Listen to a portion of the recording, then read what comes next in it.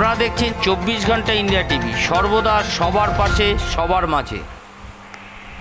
New Barrackpore থানার উদ্যোগে পণ্ডিত ঈশ্বরচন্দ্র বিদ্যাসাগরের জন্মদিন পালন করা হলো। বাংলার গদ্যের জনক বা বর্ণলিপি বর্ণপরিচয়ের স্রষ্টা, সমাজ সংস্কারক বা শিক্ষাবিদ পণ্ডিত ঈশ্বরচন্দ্র বিদ্যাসাগরের আজ 205তম জন্মবার্ষিকী সাড়ম্বরে পালিত হলো নিউ ব্যারাকপুর থানার বৃহস্পতিবার দুপুরে। রীতিমতো থানার ভারপ্রাপ্ত আধিকারিক সুমিত কুমার বৈদ্য বিদ্যাসাগরের প্রতিছবিতে মাল্যদান করেন এবং শ্রদ্ধাঞ্জলি জানান। পাশাপাশি থানার অন্যান্য পুলিশ অফিসাররাও লেডি কনস্টেবলদের সাথে প্রায় 1 ঘন্টার খানিক শিক্ষকের ভূমিকায় অবতীর্ণ হন। পণ্ডিত বিদ্যাসাগর অনেক অজানা তথ্য তার কর্মজীবন বা প্রাসঙ্গিকভাবে আলোচনা করে থানার আইসি। ছোট ছোট প্রশ্নের উত্তরের মাধ্যমে বিদ্যাসাগরের বংশ পরিচয় থেকে বাংলা ভাষায় যে লিপি প্রয়োগ বা কুসংস্কারের মাধ্যমে আধুনিক সমাজের বা বিদ্যাসাগরের বাল্যবিবাহ থেকে সতীদাহ প্রথা তবে ভূমিকার আলোকপাত করেন। বাংলা ভাষায় লিপি ব্যবহার করা তারই হাত ধরে। এত সুন্দর মার্জিত ভাষা বা জ্ঞানী প্রতিভাবান মানুষ না থাকলে এই ভাষাই পেতাম না। শুধু পণ্ডিত বলে মূল্যায়ন নয়, এত বড় মনের মানুষ ছিলেন বলে বিদ্যাসাগর, তার সাথে অন্য কারোর তুলনা করাই চলে না। 24 ঘন্টা ইন্ডিয়া টিভির প্রতিনিধির বিশেষ প্রতিবেদন।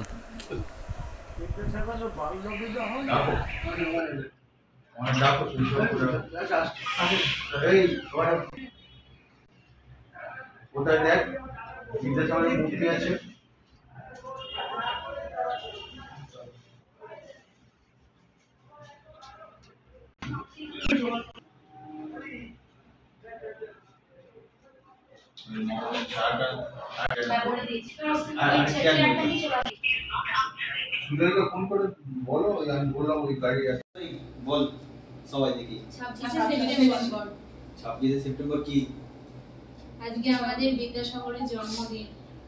বিদ্যাসাগরের জন্মদিন 1820 সালে 26 সেপ্টেম্বর। 20 সালে 26 সেপ্টেম্বর বিদ্যাসাগর জন্মগ্রহণ করেন।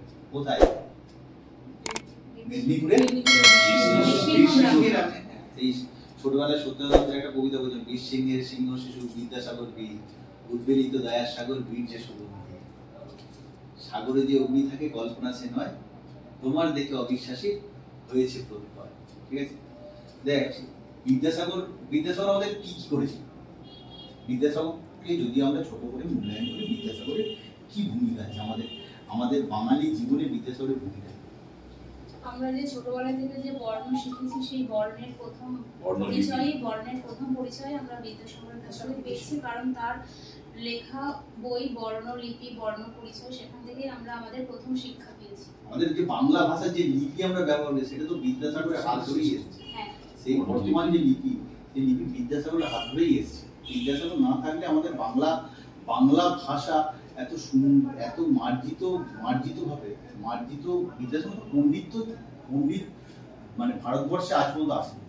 বিদ্যাসাগর উপাধি অনেকে পেয়েছে, কিন্তু শুধু বিদ্যাসাগর পরিচয় পরিচিত একমাত্র ঈশ্বরচন্দ্র বন্দ্যোপাধ্যায়।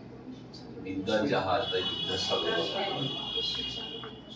শুধুমাত্র যে বর্ণ পরিচয়ের মধ্যেও তো বিদ্যাসাগর সীমাবদ্ধ নন।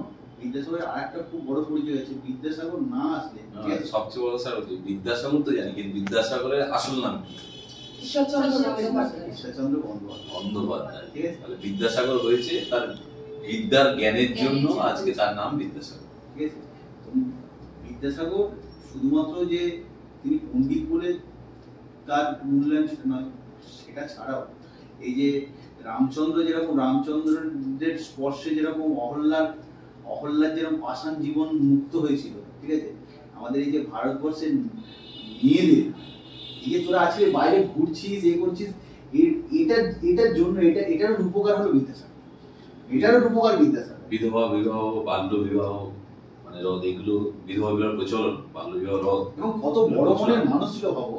মানে বিদ্যাসাগর সম্ভবত শ্রীশ কুমার ব্যানার্জি আমার বন্ধু ছিল। ওনার বন্ধু একজন বিধবার সঙ্গে ভালোবেসেছিলেন। সেইটা মানে কতটা বন্ধুসুলভ মানুষ হলে তবে ওরকম হয়। সেই বন্ধুকে ওই বিধবা মেয়ের সঙ্গে বিয়ে দেবে বলে সেইটাকে কেন্দ্র করে জেদ করে হয়ে গেল একটা বড় আন্দোলন, হয়ে গেল বিধবা বিবাহ আন্দোলন। এবং লর্ড ডালহৌসি তখন ছিল, লর্ড ডালহৌসি চাইল্ড ম্যারেজ কনসেপ্টটাকে, যে এই চাইল্ড ম্যারেজের বিরুদ্ধে দাঁড়াতে হবে, এটাও তো প্রথম কনসেপ্ট ভারতবর্ষের বিদ্যাসাগরের হাত ধরেই এসেছে।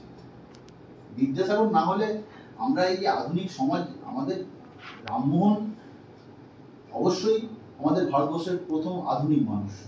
তিনি সতীদাহ রদ করেছেন। সতীদাহ পরে অনেক অনেক কুসংস্কারে আচ্ছন্ন ছিল আমাদের দেশ, সেখান থেকে মুক্ত করেছে বিদ্যাসাগর। বিদ্যাসাগর মতো জ্ঞানী, ওরকম প্রতিভাবান মানুষ যদি না আসতো, আমরা তো বাংলা ভাষা পেতাম না। এই যে আমি কথা বলছি, এই ভাষাই পেতাম না, ঠিক আছে?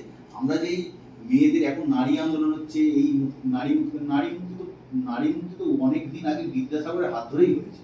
রামমোহনের হাত ধরে সূচনা, এবং বিদ্যাসাগর সবচেয়ে বড় নারী আন্দোলনের সবচেয়ে বড় মানে পুরোহিত, এটা হলো বিদ্যাসাগর। শুধু স্যার এটা না, মানে বন্দোবস্ত যেটা বললেন আপনি, যে ওটার জন্য করছে, আগে মাইকেল মধুসূদন কিন্তু বিদ্যাসাগরের কাছে প্রচুর ঋণী। কারণ এখানে মাইকেল মধুসূদন এখানে আসার পরে অনেক আর্থিকভাবে সাহায্য করেছে বিদ্যাসাগর। এবং এছাড়া আরো একটা রূপ আমরা জানি, সব গল্প কথায় পাই, যে মায়ের প্রতি যে ছেলের টান, দামোদর নদীর সাঁতরে মাকে দেখতে এসেছিল, তো সেই গল্প আমরা জানি। যে ছেলেটা মানে কি গলি একদম ল্যাম্পের আলোয় পড়া, মানে সে গল্প আমরা জানি। রাস্তার মাইল পড়ে পড়ে মানে দূরত্ব দিয়ে, সে গল্প আমরা জানি। তো বিদ্যাসাগরের প্রত্যেকটা স্যার যে স্তরে, মানে প্রত্যেকটা গ্রুপ একদম পুরো আমাদের মাটির সঙ্গে মিশে আছে। রাজা রামমোহনকে পাই গিয়ে আমরা মনে করি যে বনেদি বাড়ির জমিদার বংশের একটা ছেলের মনে হয়, কিন্তু বিদ্যাসাগরকে আমরা মাটির মানুষই মনে করি। এবং বিদ্যাসাগর কথায় এবং কাজে যে এতটাই ছিল, মানে নিজের ছেলেকে বিয়ে দিলেন একটা বিধবা মেয়ের সঙ্গে, ঠিক আছে? উনি বলেন যে আমি যেটা করছি, এটা যে আমি মনে প্রাণে চাই, এই আন্দোলনটা আমি যে মনে প্রাণে চেয়েছি, আমি তো আপনার বিয়ে করতে পারবো না, ঠিক আছে? তাহলে কি করতে হবে? নিজের ছেলেকে, ঠিক আছে, নিজের ছেলেকে বিয়ে দিলে একটা বিধবা মহিলার সঙ্গে, এই কনসেপ্ট ভাবা যায়। বিদ্যাসাগরের মতো মানুষ বলে ওই সময় দাঁড়িয়ে এত আধুনিক ভাবা যায়, মানে এ পর্যন্ত সঙ্গে রাখুন 24 ঘন্টা ইন্ডিয়া টিভি। দেখতে থাকুন সব জেলার সব খবর সবার আগে 24 ঘন্টা ইন্ডিয়া টিভির পর্দায়। নমস্কার।